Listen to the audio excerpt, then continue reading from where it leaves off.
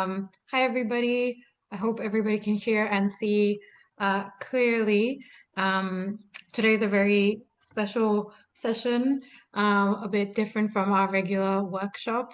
Um, and so just to give Paige some context, I guess we've been doing this workshop where we learn, where we've been kind of training how to do some literary translation, and we've kind of looked at different skills that are involved in that, which include like being able to interpret the text, obviously, but a lot of it also involves being able to write well and how to edit well and how to improve your sentences so that they work well in English, as you all probably remember from numerous workshop classes. And so today we have somewhat of an, well, definitely an expert on that, Paige Morris, who is an award-winning writer and literary translator.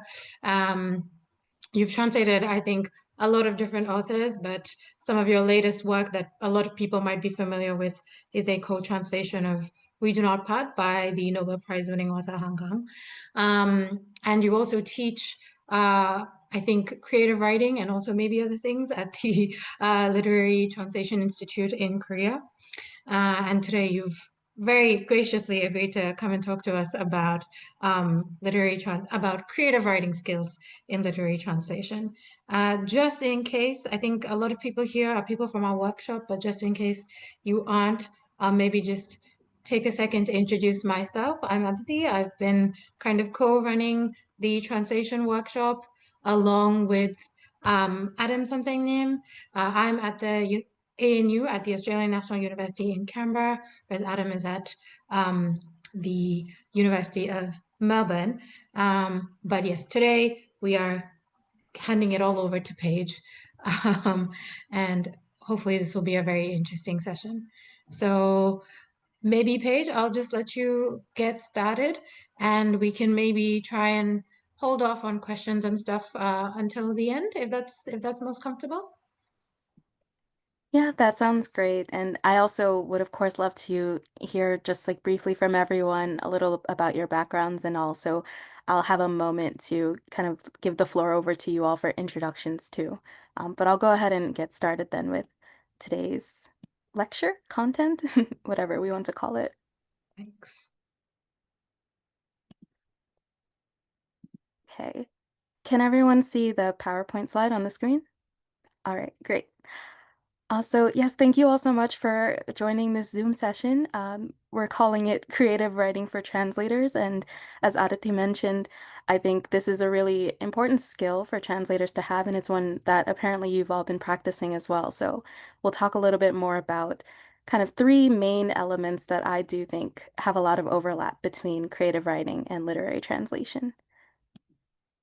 So I'll give a brief overview of our agenda. So again, I'd like to start with introductions. Um, and then the three elements that we'll look at today will be character, structure, and style. So as we go on, I'd love to kind of work on definitions of these terms with all of you, and we'll play around a little bit with writing and revising exercises today too. And of course, we'll leave ample room and time for questions at the end, so feel free to ask things as they come up, but I think we'll have plenty of time left at the end to have a fuller discussion. Okay, so to start off with introductions, I'll just briefly introduce myself. Thank you for the very generous introduction that you gave, Aditi. So again, I'm Paige and I am Morris. I am a writer and literary translator from Korean into English, and I mostly have trained as a fiction writer, but I kind of got my start in literary translation about 7 years ago now.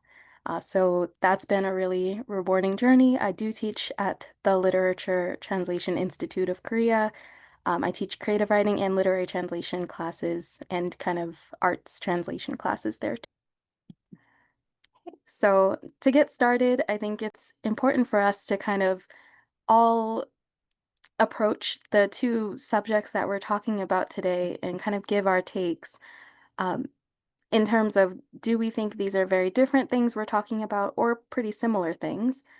So in your opinions, I'm curious, how would you say literary translation and creative writing are different, or how are they similar?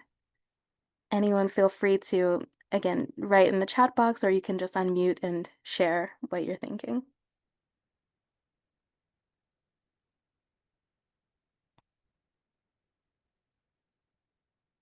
How about any reactions if you think they are completely different things?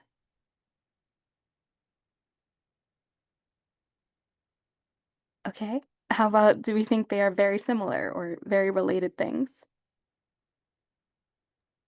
Maybe I'll jump in and then Oh, people will feel more comfortable to build.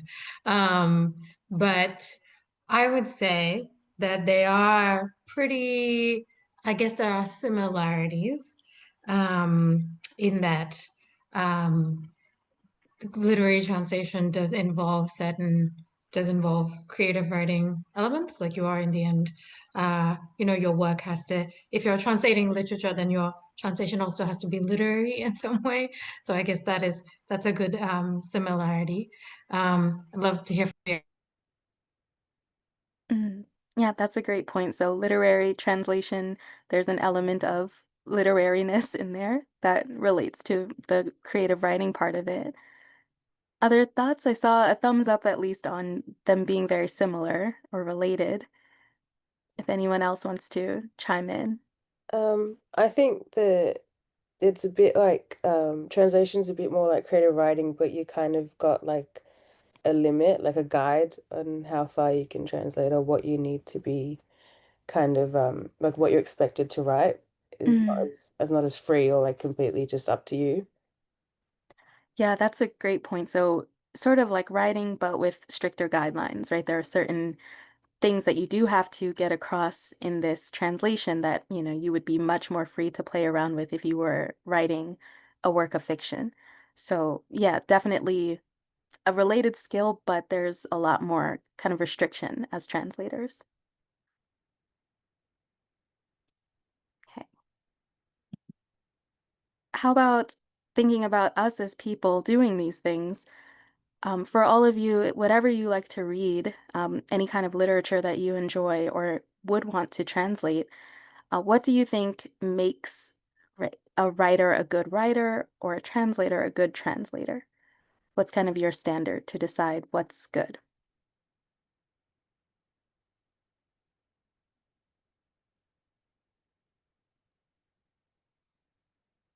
For me, it's like for a good writer, it's how they can bring you into their world that they want to bring. And for a good translator, it's how do they bring you on the person's world.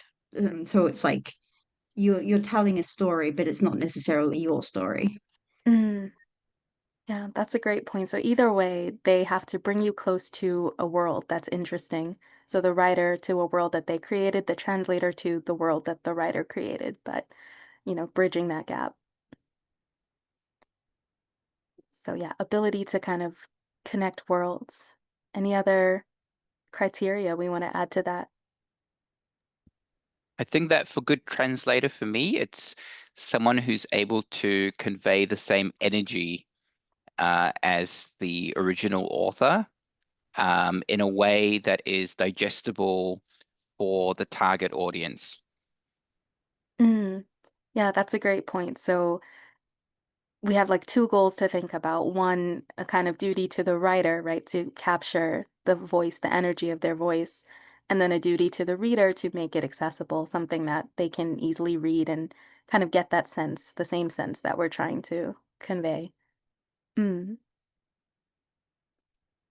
Yeah, these are really good and maybe a little bit high standards, but I think really helpful to keep in mind. Kind of based on our own taste, I think that'll determine how we approach our own translations. But of course, there are some skills I think that we can bring over from the writer side of things that we should keep in mind.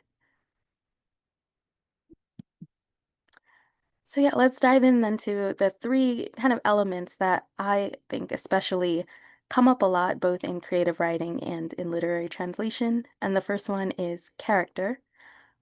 When I talk about character as it relates to literature, would anyone kind of like to try out giving a definition? Right? What does this word mean when you talk about it in the context of literature?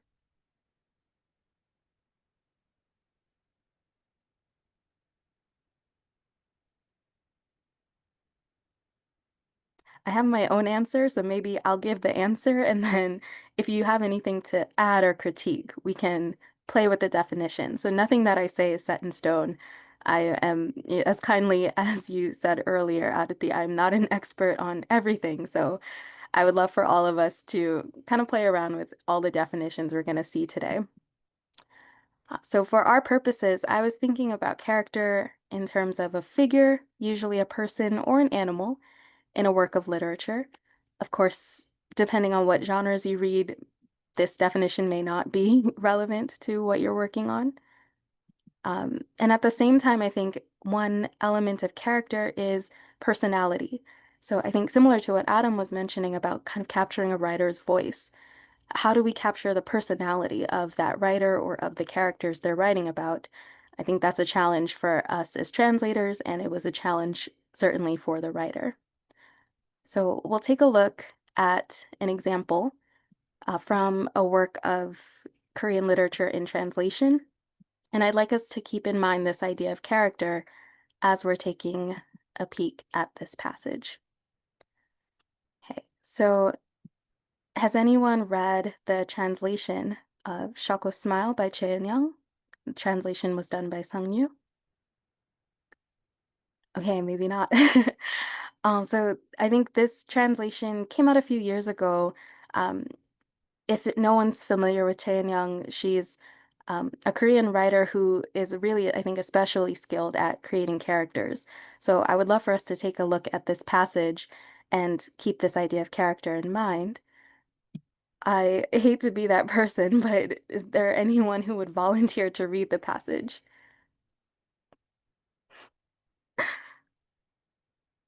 Okay, I feel like I'm teaching like middle school I'm not again. Thank you so much. Take it away, Cassidy. if I don't present very well.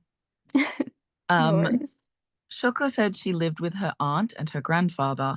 That was why my family didn't feel like strangers to her. If anything, she felt at home. Her aunt was the real head of the family, but wasn't around much because her job involved frequent travel. Her grandfather treated her like a princess, convinced that she was the prettiest and smartest girl in the world. I'm his religion, his whole world. Every time I remember that, I want to die. She said that on rainy days, when her grandfather came out to meet her with an umbrella, she climbed over the fence into her house to avoid running into him. Once, when he used a portion of what little money he had to buy her new clothes, she chucked them in the trash can still wrapped.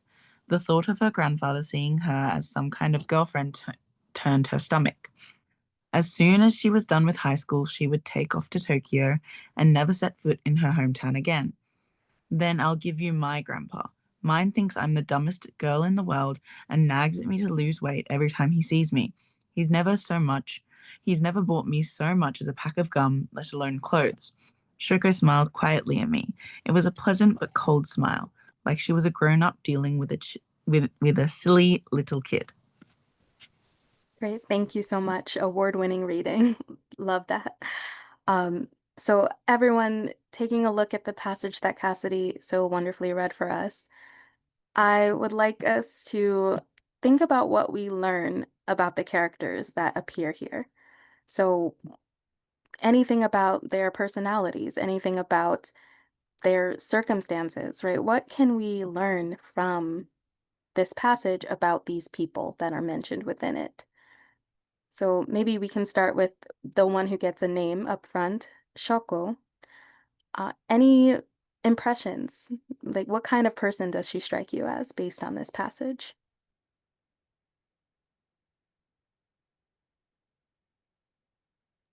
Maybe sort of like a jaded child who comes from like a broken home, sort of one of those kids that has like a troubled childhood, and then it becomes sort of a big part of who they are growing up. Mm, that's really incisive. Okay, great. Yeah. So jaded, maybe coming from a broken home. Can I ask, were there any details that kind of made you think that way? Anything that stood out as like, oh, that's definitely the mark of a jaded kid, or definitely Uh, giving broken home? I mean, the way she refers to her grandfather seeing her as a potential girlfriend, sort of strikes you the wrong way a little bit, right? Like if she Mm-mm. with this older man that's sort of treating her like that, that's not exactly a great, situation for her. Mm. Yeah, that's a great point. So the way she talks about her grandfather, we also now get a glimpse at that relationship.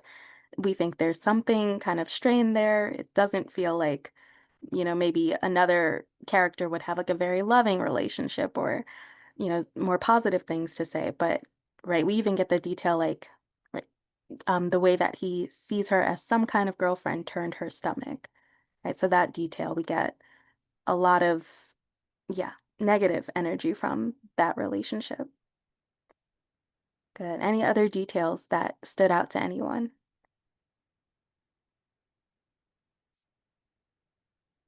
Oh, okay. Cassidy says Shoko seems like someone who had to mature quickly. Yeah. So again, maybe going back to that jaded energy that we're getting from her character, someone who had to mature quickly, right? Even the last line, like she was a grown up dealing with a silly little kid, right? Interacting even with other kids. There's this kind of aloof air, like she's a bit above it all. How about the narrator then? So Shoko is talking with the narrator about their different grandfathers. I'm guessing the narrator's character maybe doesn't seem like someone who matured quickly or someone jaded, someone from a broken home. But what's your impression?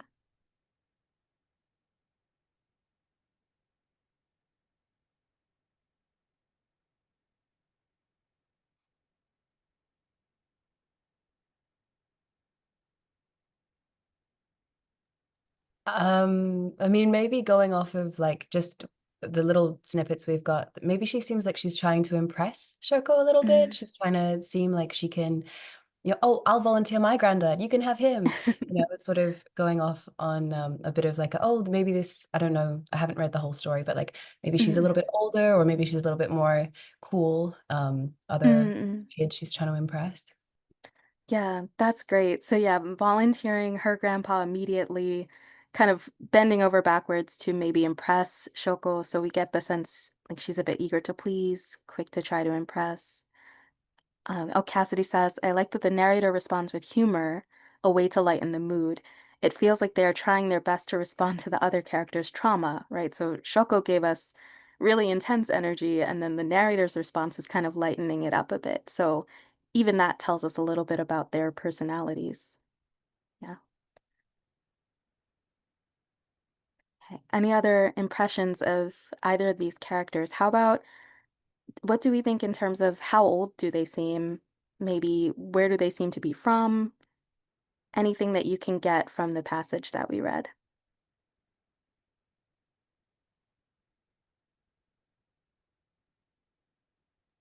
I'm assuming they're probably like early 20s if they said Mm, as soon as she was done with high school, she would take mm, off to Tokyo. And then I'm also assuming that Shoko is from somewhere else in Japan because Shoko sounds like a Japanese name, but mm. I haven't read it, so. I mean, good guesses based on the few context clues we get, right? So maybe, so Grace's thought was like early 20s. Cassidy's thinking younger, and Shoko might be early 20s, or both of them might be in their 20s. But either way, I think a few people have said so far, we get the sense the narrator is younger than Shoko. Shoko being a Japanese name, we assume she's from Japan. Anything else that we can deduce from this passage? I won't spoil the book in case anyone's interested in reading the full story, but I think it is just interesting to see how much of these characters we can get to know through just this passage alone. I think the dialogue, um, especially the dialogue by the protagonist, I feel like maybe that's what gives us the impression that she's young, maybe slightly Mm, younger than Shoko as well. One is like the word of use, like the use of words like girl. mm. And you do that if I don't know if you would use the word girl for yourself if you were like 28. I feel like I wouldn't. Mm-mm. But also just kind of the way that dialogue is framed in general, it kind of sounds like a bit of like it has a slightly whiny teenager vibe. I love that. What an apt description. I won't say more, but I will say very insightful reading. And yeah, right, how would you if you were reading this and thinking, how would I refer to myself if I were talking about myself at my age, right? I wouldn't say girl. Think about a time in your life when you would have, and then you can kind of approximate, right? How old are they? Also, yeah, that kind of whiny teenager energy that comes out, right? Even just the offer, like, then I'll give you my grandpa, right? This kind of voice we wouldn't expect to come from an older person. And then, oh, yeah, Cassidy says we can tell that Shoko hasn't grown up with her own parents and to an extent is used to being around not immediate family, so they can adjust quickly to being around the narrator's family, right? So early in the passage, we kind of see there's um, immediately we know she doesn't live with a mother or father, she lives with an aunt and grandfather. Throughout the passage, we see that relationship is a little tense, at least between her and the grandfather, and the aunt is not really around. So we kind of get a bit of Shoko's background painted in for us with just those details alone. So that's really astute as well. So yeah, so much can come from just these few paragraphs. And so we'll talk about, like, from a writer's standpoint, kind of what goes into building out characters like this. What do we have to keep in mind? So, in my opinion, the most important thing for developing characters when you're writing or translating is nailing the voice. So, one struggle that you might notice in kind of early works by writers and translators is maybe there are a lot of characters and they all sound the same. It's really hard to tell which character is speaking if we're in a scene with like two people, both of them kind of using the exact same sorts of words, talking about the same things, responding in similar ways to each other. So that's a difficulty that you might notice in kind of rookie writers' works. Either that or the characters don't seem like real people. Like we mentioned earlier, if you can think of someone who maybe at 28 would describe themselves as a girl, that seems a little far-fetched from most of the people we might know or associate with. So it's hard to kind of believe a character like that. Versus we might know teenagers who would do this, and so that feels real. This person now feels like a real breathing person. So the key here is, again, to find the character's voice and apply that to your translations. And so something that I like to keep in mind is kind of what do I know about the character just from reading the work? And then how could I take each of those traits and if I had to put a voice to them, right, what would that voice look like? So I'll give out a few different traits or kind of circumstances, and I'd like you to think about how a person with this background, with this identity, might speak or write, right? Maybe it would be differently from how, like, if you take yourself as a default, right? How is this person going to speak differently than you would? So, first one, if we have a character from a wealthy family, what kinds of things would give that away in how they speak?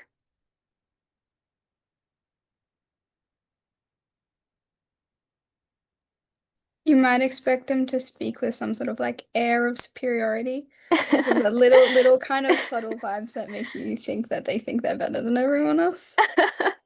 Love that. So an air of superiority, we can try to capture that, right, in a voice. If someone like very subtly wants to let you know they're better than you, according to them, what kinds of things might they say? Can you think of any?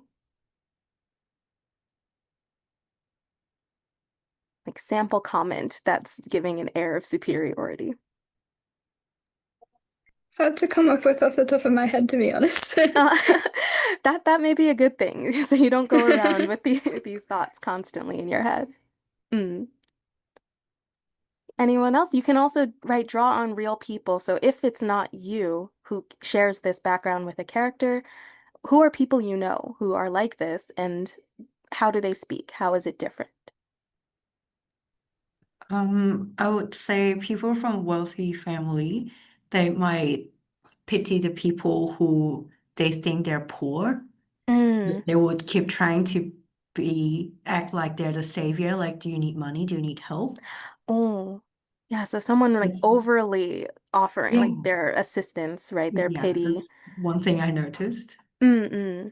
Very observant. Yes. So a character who's kind of going out of their way to show that they're in a position to help others, right? Maybe the pity kind of goes a bit too far. So we can tell maybe they have a background where they can afford to do that. Yeah. Any other thoughts? As a contrast, maybe to those two other points, I feel like a lot of times wealthy people, I don't remember who said this, but somebody at some point said that, people have privilege and that privilege can be like oxygen to them. They don't notice it. And so I think sometimes Mm, wealthy people, they have like a nonchalance to them where they just kind of mention things that, mm, that to other people come off as indicators of wealth. But to them, it's just their normal life. mm, If they talk about, say, designer brands or talk about going skiing over the holidays or about the car they have, maybe, as if it's mm. not a big deal. Right. That's a great point. So again, getting into the mind of the character, from our standpoint, maybe we're different from this character, so we're kind of trying to paint them objectively. But if you're in that character's mind, that character doesn't think they're doing anything unusual, right? By talking about the things they talk about or mentioning things that other people might have thought about before they mention them. So again, right, from the character standpoint, the things that they talk about more so than a tone that they're intentionally applying might reveal a lot. I think Sunny had a comment earlier. Was I mistaken? Oh no, I was literally about to say what Aditi said, like that Mm-mm. whole yeah, really pretty much the same thing. Pretty much just people say like, oh, you didn't know that, or you don't do that, like that very like kind of, that, oh, isn't it obvious kind of tone that Mm. is reeks of privilege. Yeah. Yeah. So yeah, so those are some characteristics we might apply to the voice of a character from a wealthy family. How about on the other side, a character from a poor family? What are some kind of giveaways in how or what that person talks about?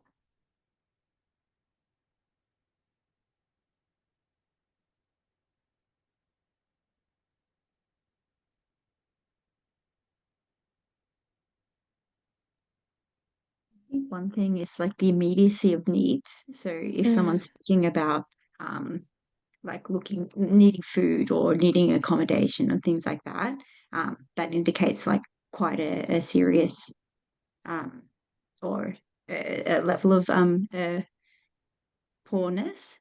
Um, mm-hmm. yeah. Yeah, so right, kind of urgency, right? There's very serious topics or like more pressing topics will come to the forefront. More likely if you're talking to someone who's from a poor background, then right, if someone is wealthier, those things are not as immediately pressing, right? Maybe that's not the first thing that they think to talk about. Any other kind of, how about word choices or topics that might indicate someone's class?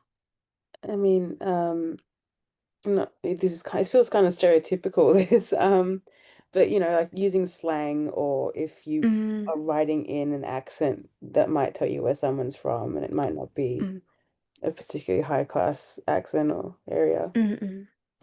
Yeah, that's a great point. So, on the first note, I do think to some degree, a lot of this will require us to rely on stereotypes most of the time because they're easily recognized by the reader. But the key here, I think, is to remember these characters are going to have a number of traits kind of competing with each other. So if our poor character doesn't act a certain way that we expect poor people to act, we have to think about another part of that character's personality that will inform what kind of voice they get. But it is something to keep in mind. And then, right, accents, slang, a lot of that is like tied to region, which is also tied to more stereotypes about like what are people from that part of town like. So yeah, that can be a really big giveaway. Okay. How about we'll do kind of these two together, an introvert versus an extrovert. I don't know how much you all believe in the MBTI craze that I'm sure you'll come across while learning Korean, but um, I think it's quite prominent these days, and there's a lot of stereotypes associated, I think, with introverts, extroverts. But if we just think in terms of real people that we know, what are some kind of signs in how they speak that might give you a hint, right? This person seems introverted, this person seems extroverted. Maybe a lot of filler words, like sort of hesitance in the way they speak, perhaps shorter sentences, shorter bursts, rather than being unspoken and, going on and on. Mm. You seem very well versed in this, so I don't want to assume your personality type, but I think that's very observant, right? So speaking in bursts rather than, or yeah, with hesitance rather than with confidence, and kind of making sure you're heard all the way through, right? So that can be a big difference between introverted characters, extroverted ones.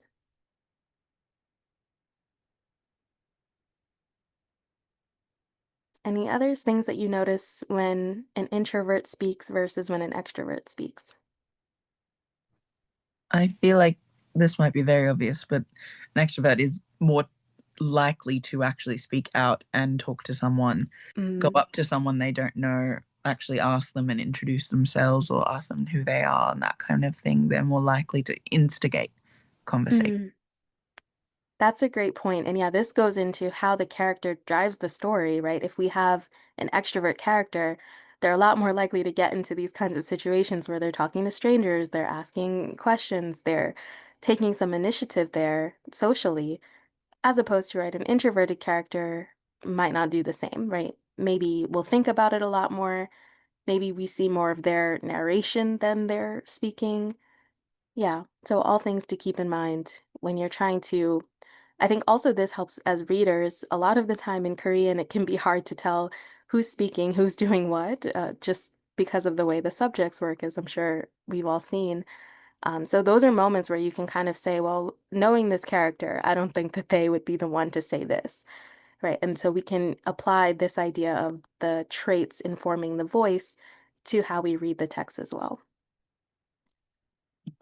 And how about these last two? A woman in her 70s, a man in his 20s. Any differences that would stand out to you in how they speak?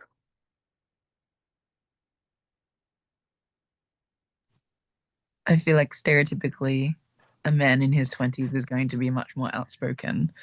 A woman much more confident, usually.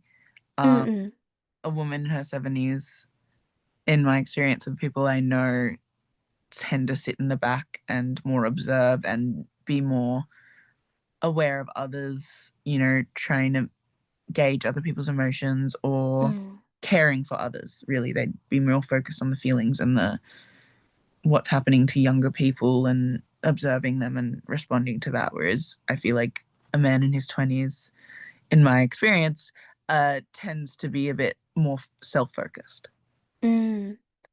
Yeah, that's interesting. So again, drawing on real people that you know, these are some tendencies, right? And then there are a number of experiences, right, circumstances we could apply to that as well, right? Why do a lot of the women in their 70s behave that way, as opposed to why do a lot of men in their 20s behave that way? So all of these things coming together to make a character who maybe observes more versus one who's more outspoken.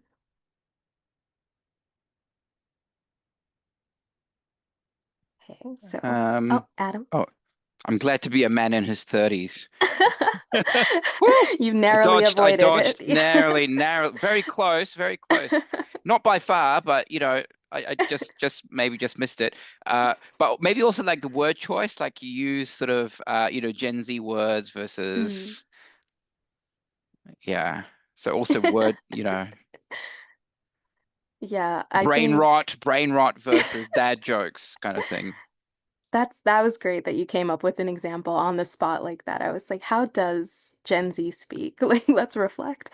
But yeah, the generational gap also will inform, right? What kinds of slang do they know? What kinds of things would they say? And everyone in that generation would get it. And then another generation may completely miss it. So thinking about how, right, not only the fact of their age, but right, the social circumstances they grew up in, right, their generation, all those things also apply to how they speak and what their voice is like. Okay, sorry, I did not mean to potentially offend any people in any age group, but glad you avoided being a man in his 20s in this moment. So with that said about character, the next stage that I'd like to look at in creative writing, but also in translation, would be structure.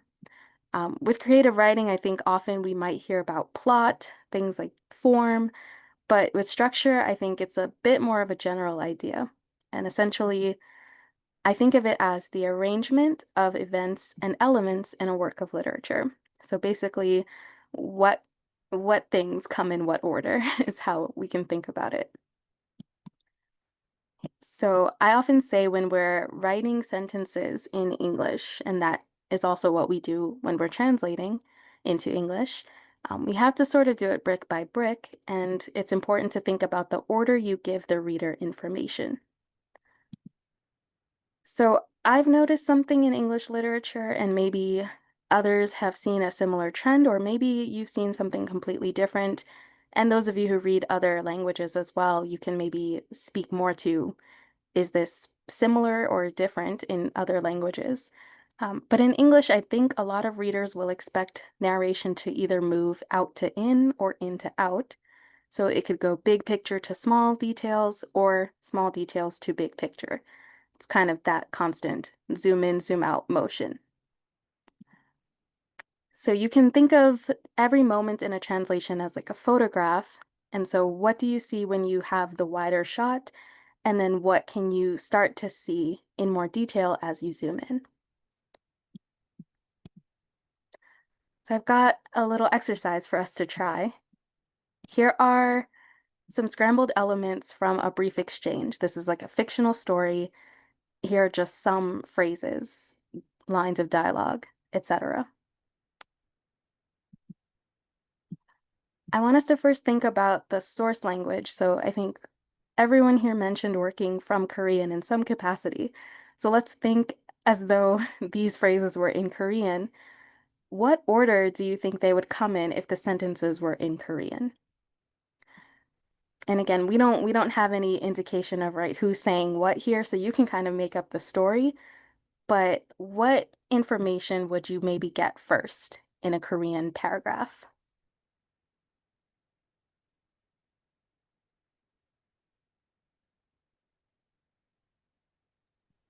I think the location The location? with description of what we are doing in that location. So setting the place and then moving on to describing the sounds and then the dialogue. Okay, so place, sounds, dialogue. Okay. And then at some point,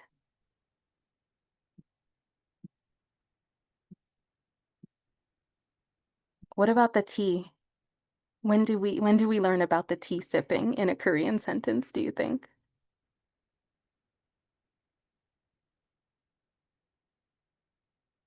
Maybe like as soon as we're sat by the window before we hear the sounds or something.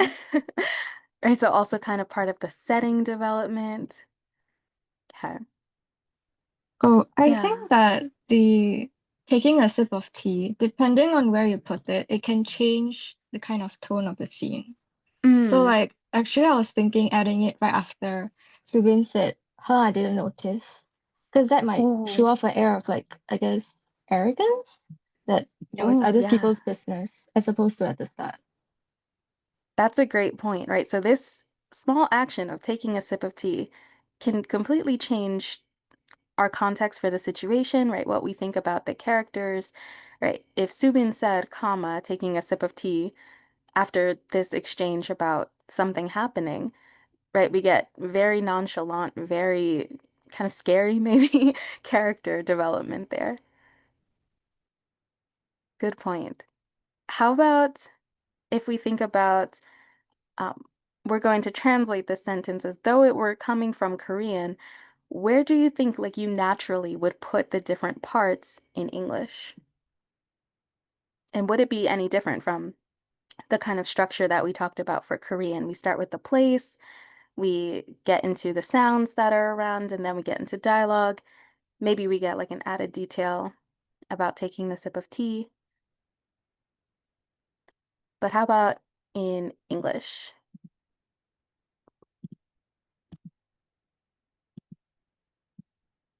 Oh, sorry, one sec.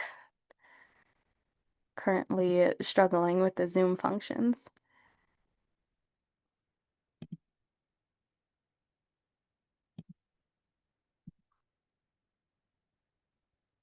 Okay.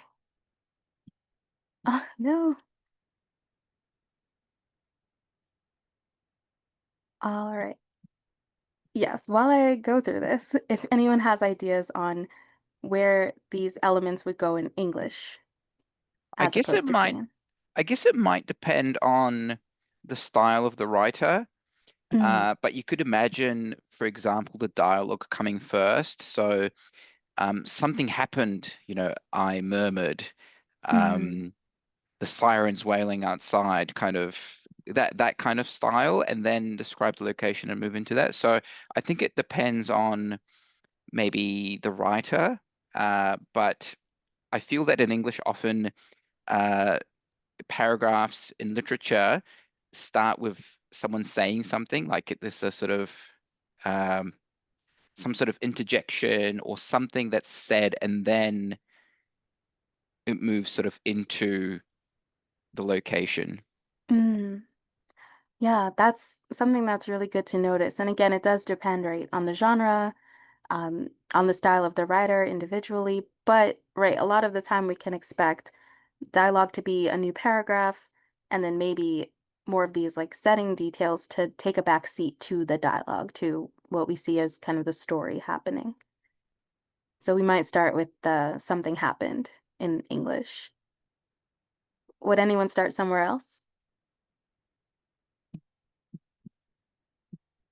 I mean, again, it really does depend on like the genre and the story and what we're getting. But you could start, I guess, with the sirens outside and have that as like a stimulus for Mm, the conversation, um, mm.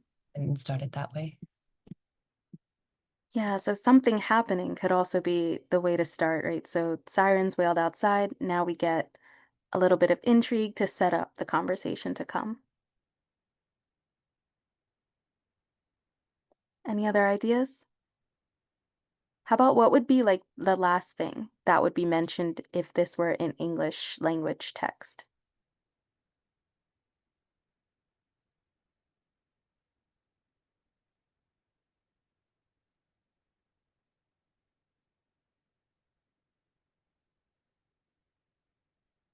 We had Seethi's option earlier, which could also end it in English and kind of add that bit of humor or character, like a little twist.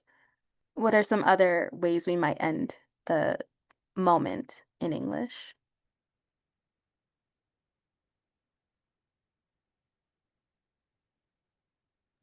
Just with Subin said or I murmured, like there's Mm, kind of end after dialogue. mm. Yeah, like the dialogue tag, and a lot of the time I think in English we kind of just glaze over it, right? We just register who said what, but don't really look at that part too closely. So it's just kind of an afterthought. So maybe we would end there.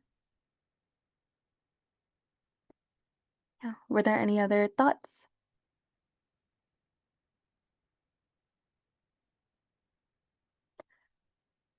Yeah. So I think in either case, we have to think about when it would be best to maybe change the order that things are presented in English because we need to know that readers are going to expect certain a certain order to things, right? Maybe readers will expect the dialogue to come first before we get some of that setting description. Readers will expect maybe an action to come before any, descriptive content. So thinking about what the reader expects, we can play around a bit with what order we got things in the source text. Okay, I'll try to clear these now. Okay, I think I'll have to unshare the screen and then share again to get the rest of this to work. I'll try my best. Okay, great. So let's try out a mini exercise now with this idea in mind. I'm gonna show you all an image as soon as I can. All right, so here's an image. And I would like you, I'll set a timer for just 2 minutes. I'd like you to write about this image in any form that you like. You could do bullet points, you could do a paragraph, you could do a poem, any way that comes to mind, write about this image. So 2 minutes on the clock, and I'll let you know when we're out of time.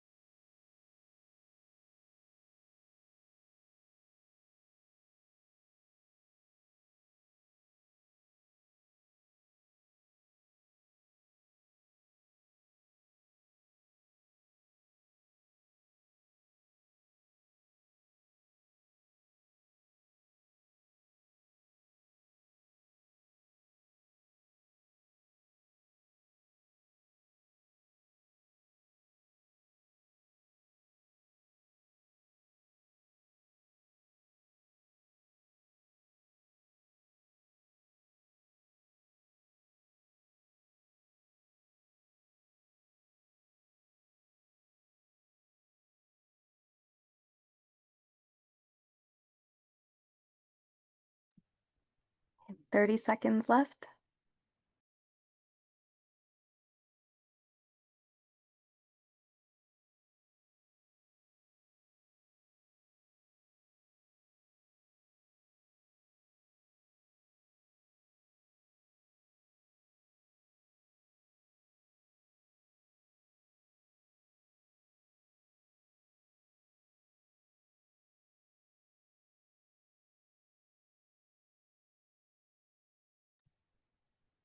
All right, so you can wrap up any last images or thoughts, but I'm curious to hear as we discuss kind of where you started and where you ended in this draft exercise.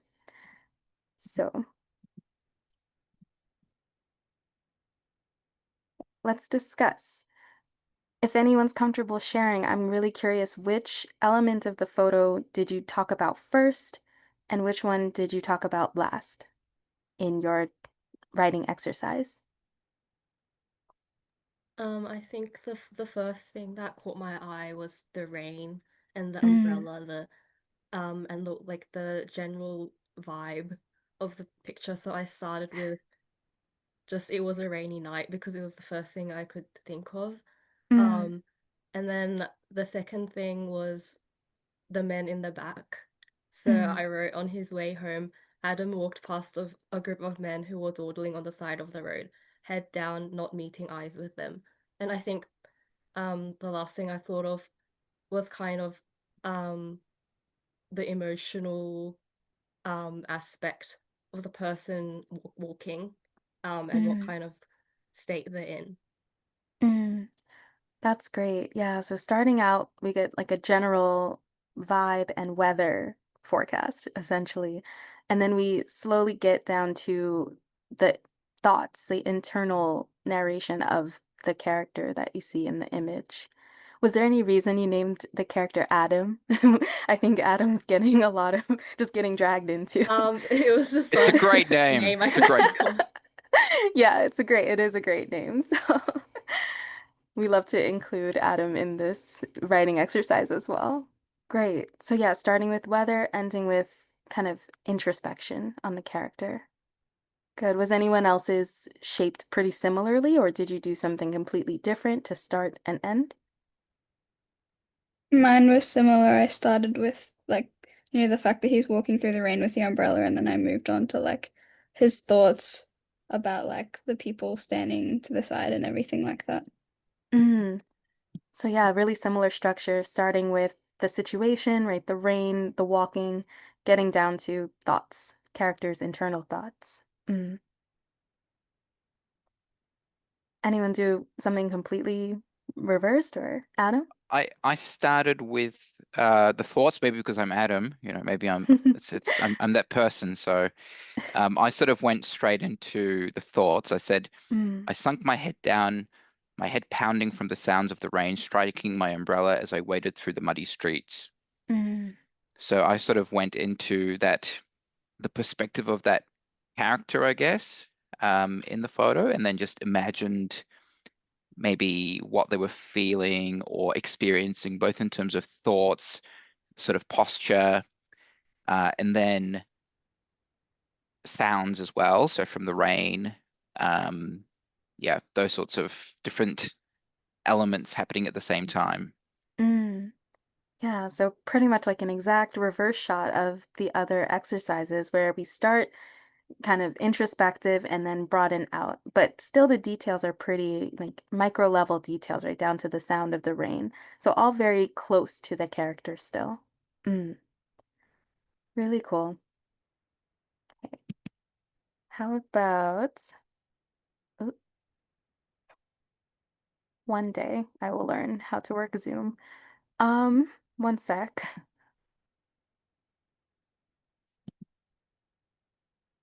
Oh,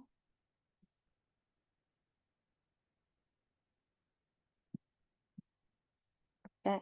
Let me try on here. Okay. How about in terms of what you spent the most time describing and then what you spent the least time describing? Right? What gets the most detail and what gets the least amount of detail in your draft?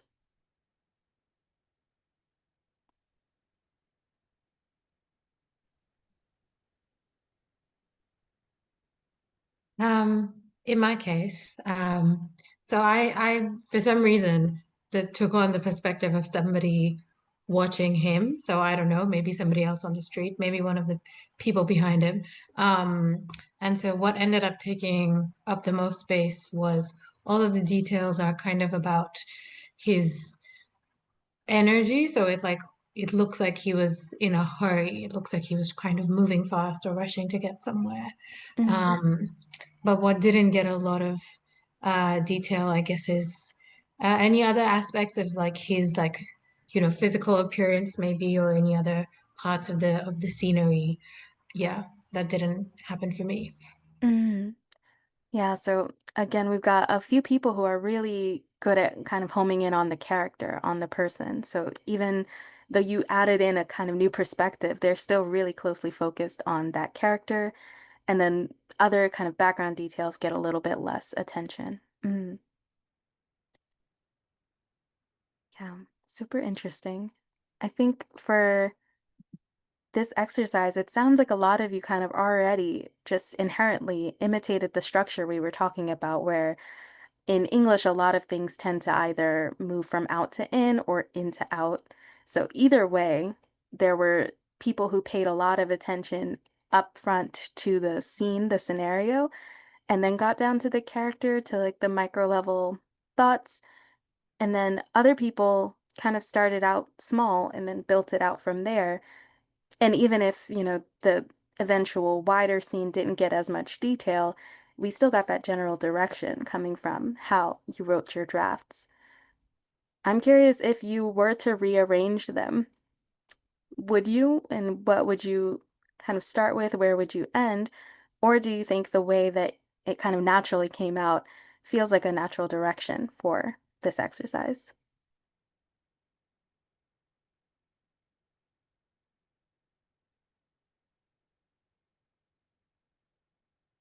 Would anyone completely rearrange the one that you wrote, or do you feel pretty good about the direction it moves in? I think most of us went small to big, and that's just Mm. because like the red is so vibrant in the picture. Mm. He's clearly the main character. Mm. It feels very natural to start on that kind of small detail and zoom out. Yeah.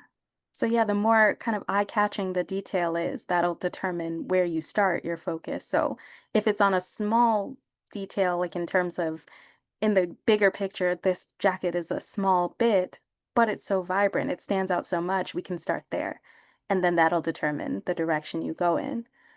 Right. Versus other people, maybe the general mood felt bigger or more eye-catching than the jacket or this individual. So people starting with the bigger scene might have put more attention on that.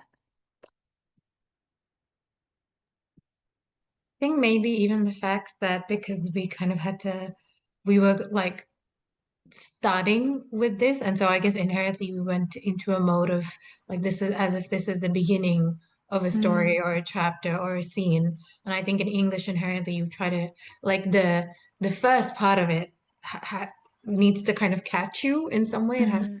hook you into the story. Whereas if this was kind of in the middle of something, like if this was just kind of a description that was coming after something had happened or before something happens, then we might phrase it differently or focus on different. Mm.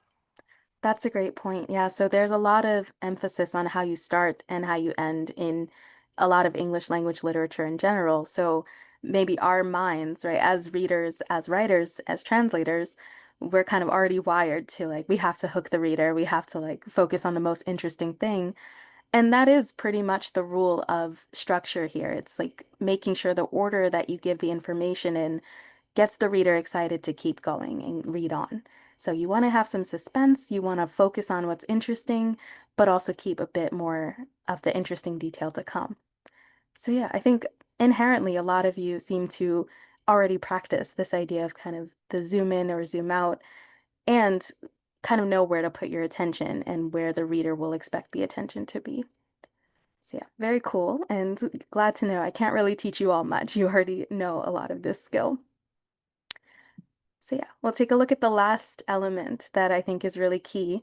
And I think a lot of you, just in the sentences and the drafts that you've shared so far, I think you have a good grasp of this element, which is style. And I define it as the distinct way someone conveys ideas through writing, including their choice of words and sentence types. So what details you choose to focus on, and then how you choose to describe those details, a lot of that will reveal your style, right? Where do you put your focus as a writer, as a translator? So we can think of this as kind of the bells and whistles. This is what makes it all sound great when you read it out loud. So to start, I'm curious if any of you have, for some reason, read reviews of translations a lot. Maybe you've come across some of these words, and we can kind of talk about what this means when someone describes a translation this way. So we've got smooth, fluent, lucid, awkward, stilted, and clumsy. Has anyone seen any of these words recently to describe a translation? Hopefully the positive ones, but now and then you'll get some of the more negative comments too. So what do these words mean? Like if someone is describing a translation as fluent versus a translation as stilted, what does that mean? What's the problem? Or what's working about the translation?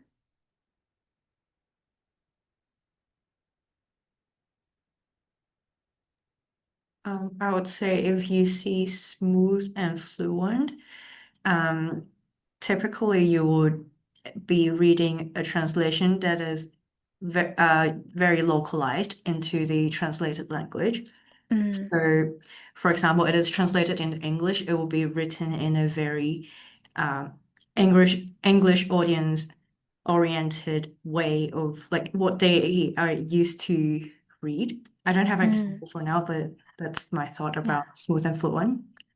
Yeah, that's a great point. So we can kind of think of these as like code words for something else. And in that case, smooth and fluent could mean, right, to an English language reader, a lot of times people will say like it doesn't even read like it's a translation, right? Like that feeling of it's been brought so close to the target language reader that they might not even recognize it as a translation. It's so fluent, right? It is so easy for the English reader to read. That's a good point. Any of the other words kind of mean something else to you?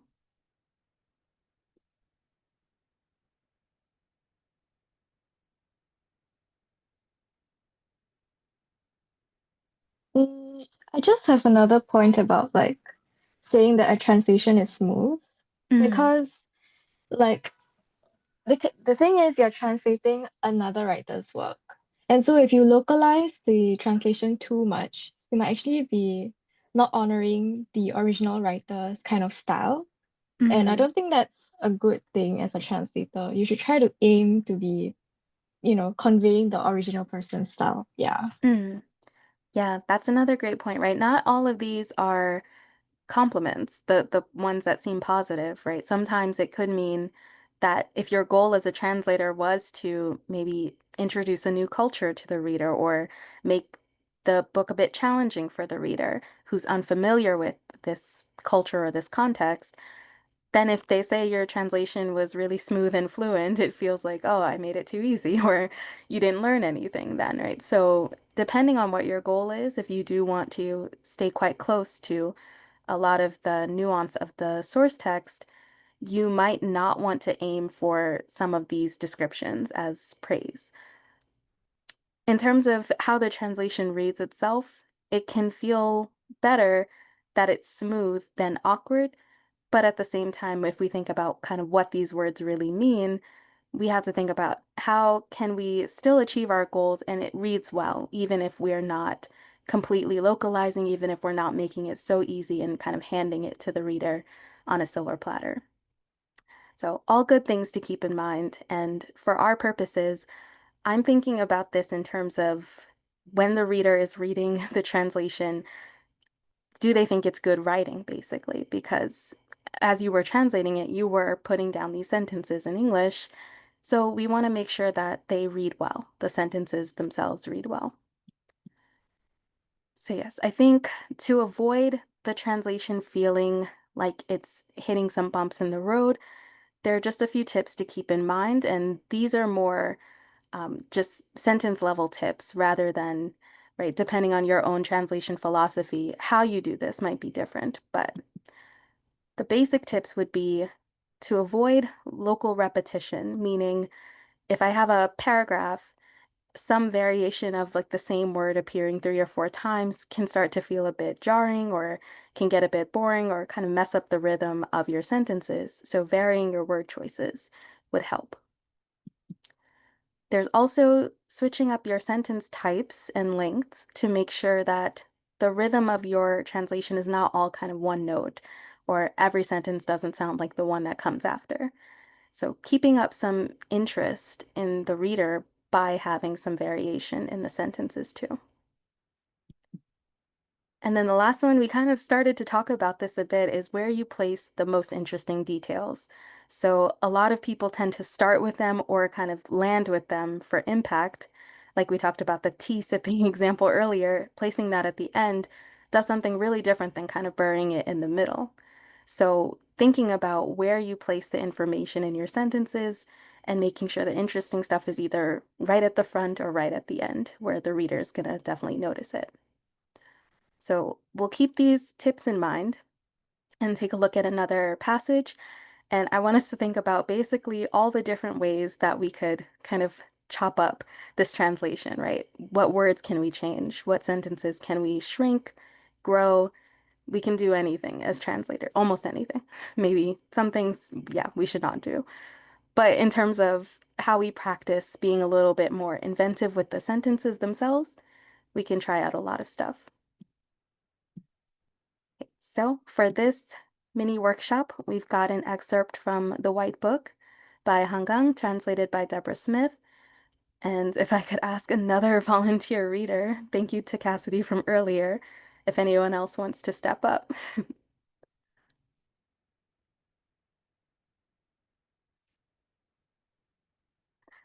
Okay, I'll do it. Okay.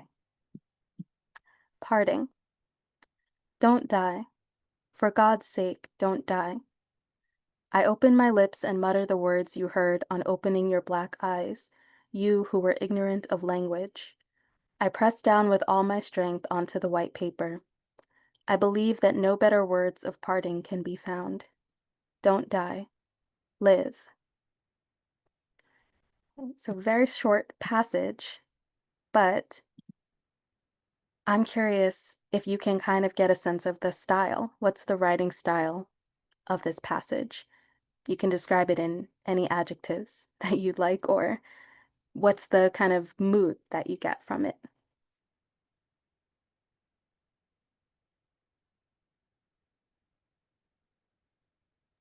I would say melancholic. Mm, I like that, melancholic. Anything that kind of made you lean toward that description? Were there any words or? I think that first of all, the theme, of course, is not the sort of happiest of scenes, and then also just the structure. So very short. I guess just shorter sentences rather than longer, maybe connected body of writing. Mm, And then also very personal. So there's a lot of I in there, and also just describing, the scene with it's also very quiet, I guess, just from the way it's written with, the paper and just someone beginning to write something. It sort of sets the tone as sort of quiet, melancholic, and also I think at the same time, what's the word I'm looking for? I'm thinking of the Korean word omyeon하다. on the spot translation challenge. What was it? Let me have a look very quickly.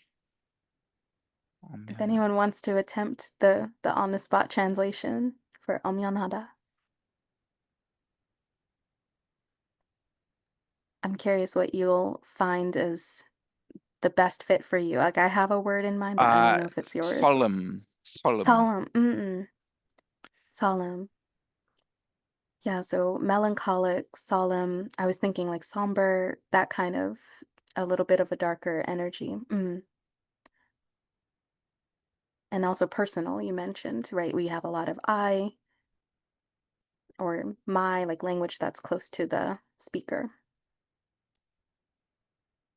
Yeah. Any other adjectives to add to that? I think those were really good ones.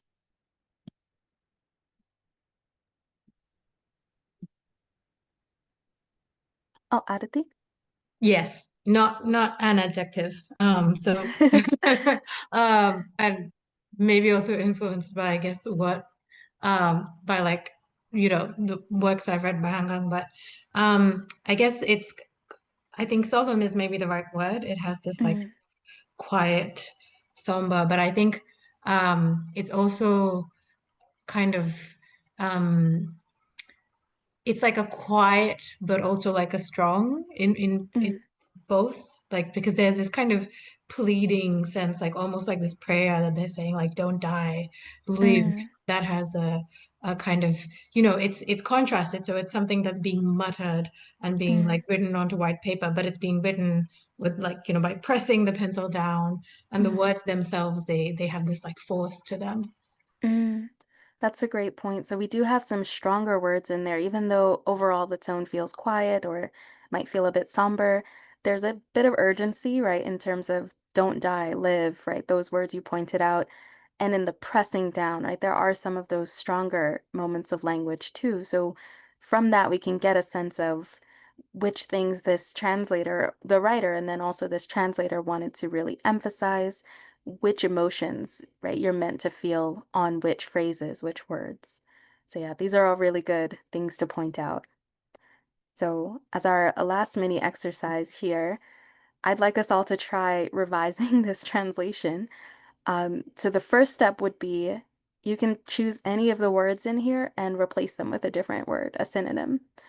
I'm curious if there are any words that you would choose to change, which would they be? And we can think about how the synonym might change the mood, right? How does that synonym feel compared to the word that was already there? So we can do this one together. Anyone volunteer to just start ripping apart the translation? We can do anything. Any words you want to try to replace? Instead of don't die, maybe don't go. Don't go. Love that. Any ideas on how that changes things? How does that feel different to you?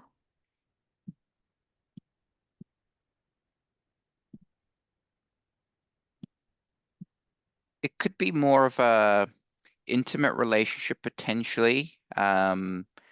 You know, in an amorous relationship where someone is also perhaps dying, and then you ask them, you know, you plead for them not to die, but you say don't go instead. Right. Yeah. Oh, Cassidy says go could be more vague. It could imply death or just leaving or the ending of a relationship. So like you said, now we get a bit of a broader category of types of relationships that this could be about.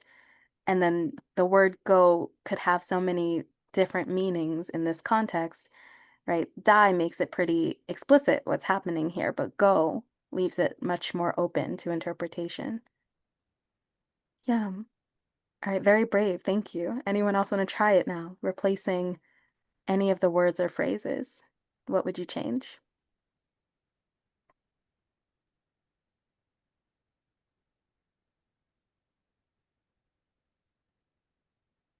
Instead of God's sake, you could have heaven's sake. And that, not personally, but for someone, it could be a religious choice for a translator who perhaps doesn't want to use God in this kind of expression. Yeah, that's something really important to note. We can often see like small choices like this really reveal a lot about the translator. So we can assume the translator has some maybe exposure to the religious meaning of the phrase God's sake. But, right, other translators may not feel comfortable with that. I know this actually came up translating We Do Not Part with my co-translator. We both went to Catholic school and we have a lot of memories about that that we would rather not bring into the I went to a Catholic translation. school as well. Yay! I mean, sorry, but like, yay. Love to find I know others who have exactly what you mean. survived. Right, so we're undoing all of our Catholicism and we make sure to try to choose more neutral terms or more broadly applicable terms rather than kind of centering Christianity, as readers may not be from that background. Yeah, so a really good choice to make based on your own kind of approach to the translation too, and what you're bringing to it as the translator. Yeah. Other ideas on what we could change?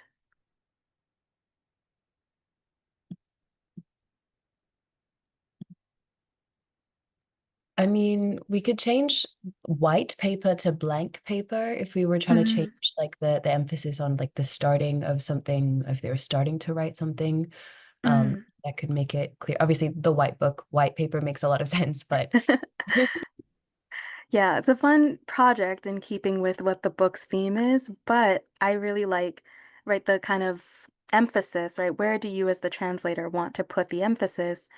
The blankness, right? The emptiness, the starting to start to fill it in, we could get at with just a quick word change, right? Blank does that. Yeah. Okay, I've got a more challenging step for you all to try, which is, one sec. Oh, okay.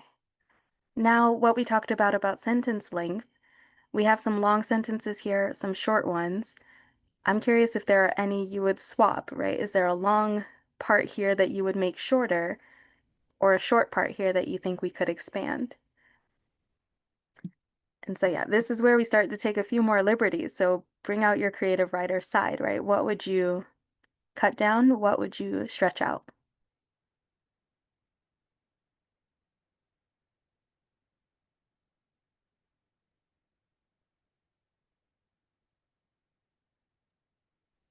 I guess one kind of common thing that comes up when you're writing or editing is what do words like I think or I feel or I say, what kind of role do they play and are they necessary in a sentence? And so I believe that no better words of parting can be found. What happens if you take out I believe? No better words can be found.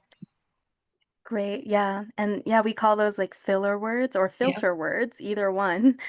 Filter because it's just another way to say a character saw something, a character thought something, when either way, that thought, that action is happening. So we can just leave out the filter and yeah, go straight into it. So no better words of parting can be found.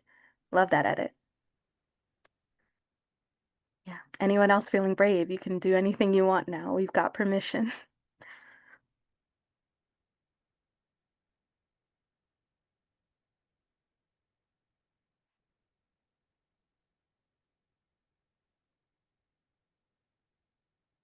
I mean, maybe like swapping around, we could add the speech tags for I muttered the words onto the don't die for God's sake, make that sentence a little bit shorter in that way. I mean, I don't know that it improves it, but it's a change. Yeah, I mean, it's fun to just try things out. So, right, if we had it, don't go, for heaven's sake, don't go, we could replace that again. I mutter. Or, yeah, we can go into the dialogue tag straight away. And then we've tightened up the image a bit, but I don't think we've lost anything by making that change, right? We still get this urgency from the words themselves.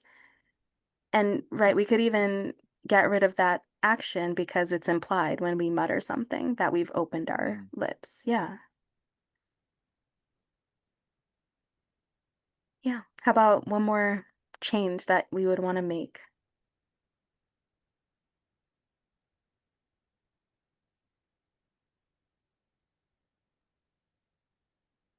I'm not sure if you need the italics for everything.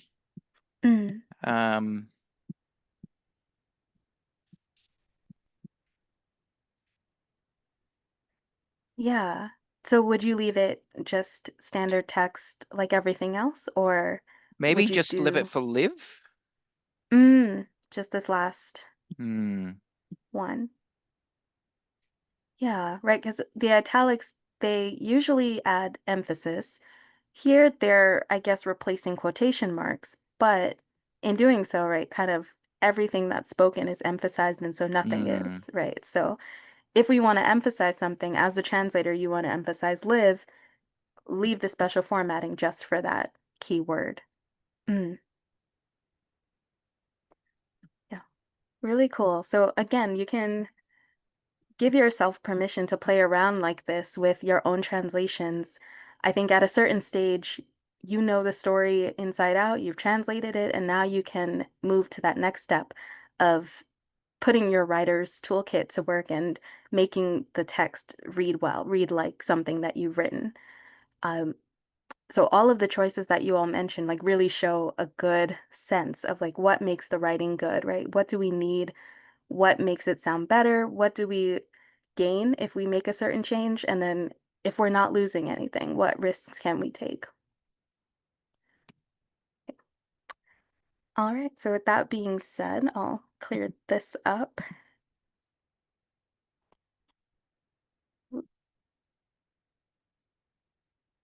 Once again, struggling. Okay, and yeah, we discussed a bit about the mood. So final kind of tips and takeaways from today, I'd just like to remind you all with characters, it's really key to remember details about them. Oh, can I make this work again? One sec.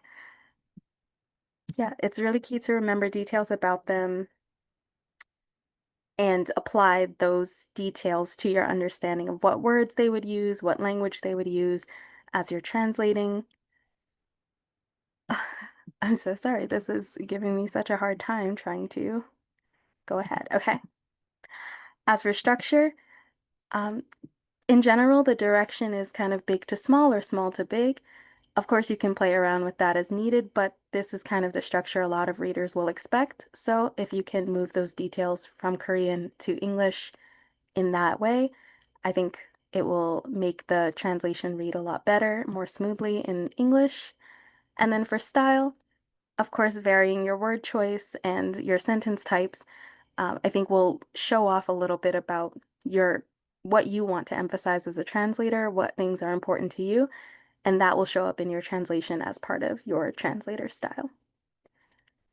So with that all being said, I'd like to leave just a couple minutes now we have left for any questions or anything that you want to talk about that we didn't get to cover today. And yeah, thank you all so much for participating and hanging out with me and talking about these very literary nerdy things that we don't get to talk about a lot outside of this kind of space. So thank you all.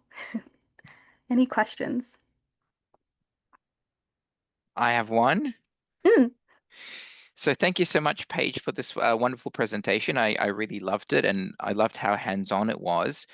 My question to you is, when you translate, works by very famous authors, do you ever feel that the translation that you've produced is better than the original work, or do you more often feel that it's not quite there? You've done a very good job, but you don't quite feel complete satisfaction? Or would you say you feel that it's, just right? It's about equal, not in terms of maybe being the exact same, but in terms of its punch, or not quality necessarily, but just for yourself, within yourself, when you look at the work. Oh, that's a great question. I think it would be controversial to say that I think the translations are better, and I won't say that. What I will say is that I've noticed as I've translated that more and more, a lot of Korean books are not as flawless as they may have once appeared to me. Like once you start translating, I think you notice a lot of things that may have slipped past the writers, slipped past editors. So I've kind of started to see my job as the translator to like correct all of those errors in the translation, and doing that, I think it improves the story. I don't think that says that the quality of my translation is better than the quality of the novel, or the impact of my translation is better than the impact of the novel. But I do think that the translation, I feel, has so much more attention being paid to it than a lot of novels coming out. So I think to me, I only feel satisfied when I think I've done everything I can with this story that I was given, and I've tried to improve upon it. I've tried to go a little bit beyond and make it just completely shine in English, because I often do kind of base whether the translation is done on, does it feel kind of, right in the case of Han Kang, as devastating as the source text? Does it feel as fun as the source text for some other authors? So if I can capture that, then I see like going that one step beyond and making sure like all the plot holes are neatly cinched up, like all of that kind of detail, making sure I've done my due diligence there, then I feel like I've done as good a job as I could do with this translation. So yeah, I won't give it a rank or anything, but I do think that I try to improve upon the work, or at least showcase how great the work is by making those improvements. Great question, by the way. Thank you. Anyone else? I think in the comments there's a question from Cassidy Oh, about okay. have you ever had to translate Saturi or dialects? It came up a few times in the workshop. Yeah. Were you all working on Kingami this time? Yes. Yeah, okay. Yeah, I have had to translate quite a bit of Saturi. I was kind of surprised that it kept coming up. When it's an interest of mine, but definitely a weakness. Like for We Do Not Part, for example, a lot of Jejual comes up, and that I think goes even beyond Saturi, because at least, for a time I lived in Gyeongsangnam-do, so I can kind of intuit what Saturi means, versus Jejual was almost like seeing a completely different language a lot of the time. So I actually had to use dictionaries. Like I found a lot of projects by Jeju residents that are trying to conserve the language by teaching it to people. So they had a lot of modules that I could kind of teach myself Jeju using. And then bringing that into the translation, it was really important to me not to kind of equate it to any English dialects that we have. The history is so different for how all these dialects develop. In general, I don't feel great about kind of imposing one dialect on another and kind of saying they're basically the same, right? It felt wrong to me. So my co-translator and I really just discussed how do we use vocabulary like word choice or sentence structures in the dialogue to kind of show that this is spoken in a place where the circumstances are this way versus, right, a more, if we're speaking about like Seoul versus Jeju, just the energy of the way that people would speak in those places. The circumstances are so different that the way that you speak is also informed by that. So we tried to make choices like that that kind of show, you know, this way of speaking is a bit different formally than this other way. And then we also kept in some words of the Jejuol so that we could get that bit of a sense that, right, this is a different type of language, but place it within some context so that the reader can know what it means without having to do all the research that we had to do to translate it. So, yeah, it's a big challenge. I think the best you can do is try to capture again, the personality and the energy of the speakers rather than trying to like I could have easily put a New York accent on someone from Jeju and called it a day, right? But that doesn't feel right. So I think that, yeah, doing the best that you can in terms of how people are speaking more so than, what exact dialect are they speaking? That was how we approached it. Ooh, another question. Any advice on getting into Korean literature translation as a career path? It's a path I want to go into in the future, but I'm not sure the next steps, especially while working full time. Very relatable and sad content. I'm very sorry for everyone trying um, to break in while also juggling other things. I got started doing a mentorship program through the American Literary Translators Association. And I really recommend, if you can, applying to mentorship programs like that. There's one run through the National Center for Writing in the UK. I don't know about Australia's resources, but I'm sure that someone is trying to start classes, start some kind of program. I know LTI Korea, if any of you are interested in taking the night classes or doing the regular course, there's a translation academy. So essentially, I think it's really important to be in community with other translators, which is why I recommend these kinds of programs. So getting to know other people who have done it and are willing to talk to you and help you. And of course, like I would gladly be one of those people. I run a Discord server if anyone's on Discord. That is about translating from Korean. So we like share resources, we exchange work. I think just having a community of people you can do that with will help you start breaking in. And I recommend getting interested in trying to publish like short stories to start or poems to start, right? Starting smaller. And from there, I think more opportunities can come up. While working full time, it is hard to balance, but if you can carve out like an hour or so a day to just read something or translate a passage of something, I think it will eventually become a piece that you can start submitting and you can get more practice, get more editors familiar with what kind of stuff you're working on. And so now they know, oh, I'm interested in that writer you were working on. Like, what about a book? So, yeah. For the Discord, I'll send, uh, I'll send something new, the link to pass out to all of you. I think we can do that maybe. And yeah, everyone is welcome to join it. You can just ask questions, crowdsource help on translations, all kinds of things there. So yeah, start small is what I would say, and just try to get a sense of your own interest and make sure other editors and other translators know what you're interested in, and hopefully they'll be helpful to you. Any other questions? Have you ever given up on a translation? Yes.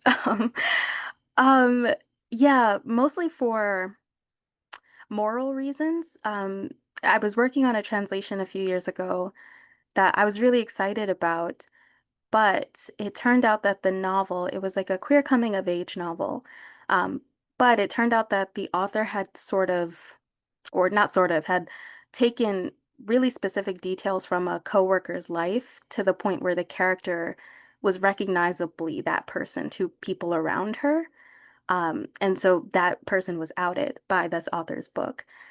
So after learning that, I was not comfortable translating it. Like we were at the stage where a book contract had been offered, and I was like, oh, of all the moments to kind of find out that this project I dedicated all this time to hurt someone, like in the real world, had really harmful impact. But, morally, I couldn't go through with like, okay, now we're going to spread this into the English speaking world too, and we're going to get more people talking about it. And then from there, other people are going to translate it. Meanwhile, in Korea, like someone's life is ruined and the book is like out of print. So I had to make a choice there to kind of give up on that project. Um, I think after that, nothing has been so dire. It's mostly just been a case of like, I've gotten more squeamish over the years, so I can't do murder books anymore. I'm sorry, everyone. I just have to explain to editors. That's not really where I am right now. Like maybe we can work on something else together. Um, but yeah, I think knowing when to step back from something just for your own sake or because it's kind of difficult for you to grapple with morally, I think it's a key step. But there's so many books out there, so you don't have to feel devastated if you give up on a project. I have one more question, if I may. Oh. What do you think about AI and the future of literary translation? Oh dear. I'm not afraid. No matter what they say, I'm not scared. I'm more concerned because I think while AI may be helpful to some people for some things, I worry like people will start to underestimate how much a human translator brings to this work. It's such creative, problem-solving based work that I just don't foresee a time where like AI will be better than humans at kind of doing all the things we talked about today, right? Like capturing the voice of the writer, getting the energy of real people into the characters in the translation, knowing what to emphasize, right? Having enough of a sense of style to decide we're going to take out this word, we're going to swap this around. I don't think I don't think the robots can do it. I'm not going to bet on them. So I'm not too concerned about it, but I do wish that people would believe in themselves a little bit more as human translators and not be fearful or overly reliant on AI going forward. I think any of you, like with your eyes closed, could do so much more impactful translations than what I've seen the robots spit out.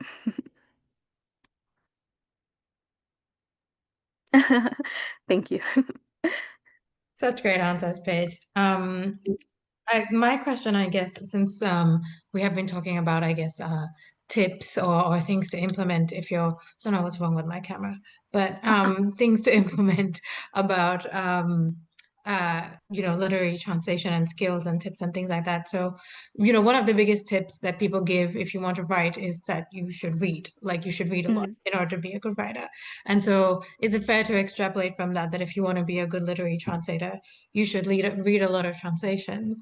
And if that's the Mhm. case, when you read, say, um, you know, literary works that are in translation, what do you kind of what do you learn from them, or what do you look Mhm. for in them? Oh, that's a great question. I think I would say yes, I agree that the natural next step is, as translators, we should read a lot of translations. We should read a lot in general, but I do think it's really important to read a translation because I think it's important to develop your own understanding of like what makes a good translation. Like earlier, we talked about what things all of you look for when you're looking for good writing and good translations. So that's kind of what I learned when I read translations is like, oh, I thought this was so good because of XYZ reasons. Usually it has to do with the fact that I don't know too many languages, but if I read something translated from a language I'm sort of familiar with, I can kind of see points in it where I'm like, how did they translate that? Like, that's amazing. Like, seeing the creativity, seeing the way that people's minds can work and move from like this idiom in this language to something in English that like immediately I could see, oh, that makes perfect sense. I would never have thought of that. But eventually I'll have to think of something like that, right, as a translator. So seeing how people are able to maneuver and kind of like work magic on some of these translations is really inspiring for me. And also, again, kind of reassures me like we can figure it out. Like nothing is untranslatable. We can find a solution. So seeing problem solving skills, I think, is the most helpful thing. And then also just seeing how, mm, I should say, like how much you can see the translator's research, like knowledge of the cultural context of everything going on in the book. It comes through, I think, when we're translating, whether we understand what we're translating or not. I think people think, oh, we can kind of fudge it if we don't really understand. But you can tell as a reader of translations, I think, when the translator kind of didn't quite get what was going on, and now the reader doesn't either. So I think reading a lot of translations inspires me to make sure that I know what I'm talking about when I sit down to translate this. If I don't know, I'll research, I'll ask for other opinions, I'll share this with someone to see how it reads to them. So it kind of gets me out of my own head too and encourages me to look to other people. Sometimes those same translators, right, might be really good readers. Even if they don't know Korean, they can read this as a newcomer, which is what a lot of your readers will be, and kind of give you some guidance on like what you need to make clearer for your readers or what you have made too clear for the readers, and you can kind of leave things a little more ambiguous sometimes. Like that kind of feedback, I think is really helpful to get. I want to ask, what do you enjoy most about translating? And also, do you ever get really frustrated when you think that something is getting like lost in translation? Mm. Oh, yeah. The frustration now I'm thinking like a lot of times I get frustrated. I think because I personally feel like I have a duty to do right by the source text, especially I'm not Korean myself. So I feel like I don't want to be that person who kind of comes in and decides like, oh, I know better than the writer, or like I think this is not important, so I can do whatever. I try to be really faithful to the source and also kind of showing again, like I know what I'm doing, right? I'm trying to prove myself essentially. So it gets really frustrating when there are things like, oh, this, should I explain this, right? Should I gloss this whole thing? Is it really that important for the reader to know? Oh, but I don't want them to think I don't know it. Like that kind of constant struggle. Um, Having to work past that, I think, is really hard and frustrating, but in the end, I just have to remind myself of like, who is the audience that I'm imagining for this book? And I try to imagine an audience that does have some people who are somewhat familiar with Korean culture or maybe Korean language. So I don't have to explain everything, right? So I can make some more creative choices in places and get past that frustration when I stop trying to prove I know Korean, I know about Korean culture. I can like show all of you all of my work in the translation. That's not what the translation is for. So I have to remind myself of that and kind of step back. But I enjoy it so much. It feels like a little puzzle every day of just, for me, translation started out as like a Korean language learning tactic, like a study method. And then it became this thing that was really fun for me, just as someone who loves to read and loves to learn languages. It's my two favorite things combined. So I enjoy almost everything about it. Sometimes I work on a text and I'm like, this is like a math problem rather than like a fun jigsaw puzzle. I like jigsaw puzzles. I don't like math. So those are more frustrating parts. But overall, I really just enjoy yeah, just like what feels like solving a riddle when you kind of nail what the sentence would be like in English. Feels very fun. It's like a game.